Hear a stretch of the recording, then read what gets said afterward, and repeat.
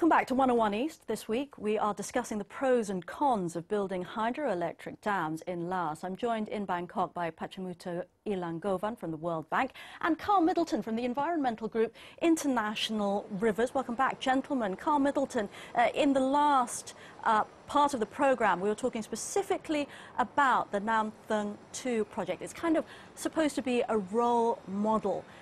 What do you think it really teaches Laos society, stakeholders, about a future in which Laos says it wants to be a battery for the whole region? It's got several dam projects planned. We're not talking several dam projects, we're talking dozens of dam projects. And whilst Nam Thung 2 has raised the bar somewhat in Laos, the bar was set very low from previous projects. If we look at previous projects, people are worse off after them before. And subsequent projects too, the companies aren't even trying to meet the standards that Nam Thung 2 has set, let alone improve them. In the case of Nam Thung 2, we've consistently seen that the environmental and social programs have not been prioritized within the project's development, such that when the project comes online in December this year, people living downstream of the project, that's 120,000 people, will not be ready for the impacts to their river, to the Zabang Phai River, and the impacts to its fisheries. So we can barely call this project a success. All right, do you deny that that is the case, Mr. Ilangovan?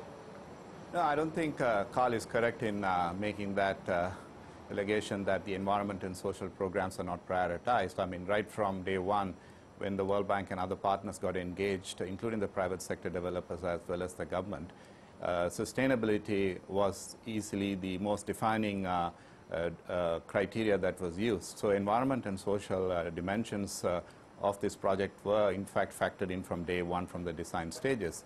Yes, like any other large mega complex project during implementation, you will have challenges in terms of startup delays and bringing in the right kind of measures in place, and that's what happened to the environment and social program. So when you look at it, I mean, though the NT2 will start commissioning power at the end of the year, that's not the only timeline for the project. We are talking about a project that has a 25-year timeline, in which the resettlement program has a 12-year timeline, the downstream program has a 9-year timeline, the watershed management program has a 25-year timeline, and the revenue management program has a 25-year timeline. So we are in about the 5th year of the project. So you can see that here we still have years to go. But as I mentioned, the project is directionally correct. And as Carl noted that malnutrition is a huge problem. If you go now to the resettle areas, you can clearly see how healthy the children are, and nutrition is not a problem there. Interesting here to listen to you, Mr. Ilangovan, and to hear that the World Bank putting itself in a situation where you have given us standards to hold you to. If you fail, it's going to be very difficult to hide the fact, but that means also that you're very keen to show that this model is working. Isn't there, though, a difficult reality, which is what leverage do you really have with the other partners in this, the electricity companies, the actual government of Laos, which really has a very poor human rights and corruption record? As much as lot is riding for the Lao government on this project, so is for the World Bank and other international partners. Certainly, I mean, past experiences from hydropower development or dam building has been taken note of. I mean, yes, there has been criticism in the past. So this project essentially is taking on board the lessons learned and also pushing the boundaries in terms of the kind of solutions that it can offer. So yes, I mean, the success of this project very much is going to determine the way hydropower industry as a whole is going to grow globally. Do you think that's the case, Carl Middleton, really, that it's going to determine the way that things go previously, or are developers so sort of hell-bent on getting these projects to fruition that politically it's going to be difficult to admit that there are real social and environmental costs? What we're witnessing in Laos at the moment is a hydropower boom where companies are essentially coming into the country on a first-come, first-served basis and signing contracts with the government to develop projects. There's no strategic planning happening.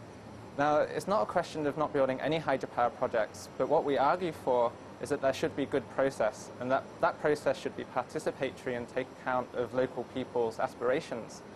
And beyond that, that you should be starting small, like building a large project like Namton 2 first just doesn't make sense with its high environmental and social costs. If smaller projects were developed first and the government could actually gain experience and then from that learn to develop the projects better, the hydropower potential isn't going anywhere, and neither is the electric demand in the other countries. Mr. Ilangovan, give us an idea of what goes on in a meeting room when you do have projects about Namthung 2 or any other hydropower project proposals. Who is in the room? Are people really participating in it? Is there a good process or not, as Carl accuses? Yeah, Namthung 2, in a sense, very much revolutionized the participatory processes in Laos. So currently, I think most projects are trying to kind of replicate what happened in Namthung 2 in terms of involving the local communities.